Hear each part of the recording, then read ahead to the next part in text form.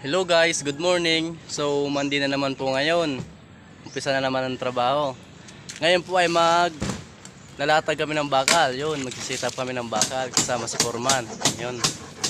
Ito yung ibang bakal na naka-prepare. Yun. Mamaya papakita namin sa inyo yung pagka-kumpleto ng bakal, yung pagkatali, pakalatag kasama si Foreman. Pa-follow po and share, Boy Sipag sa YouTube channel. Salamat. Hello guys. So ito na nga yung bakal na nilatag namin ito sa slab. Ito yung kadugsong nung kanina. Ayan o. Ayun si Foreman, #Boy Sipag. Ayan. So ito yung pagbabakal, yung ganyan.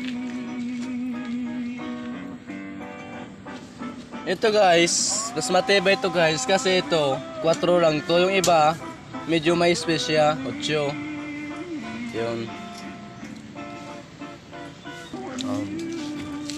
So itong side na to, ito yung harang para hindi magwaswas yung halo.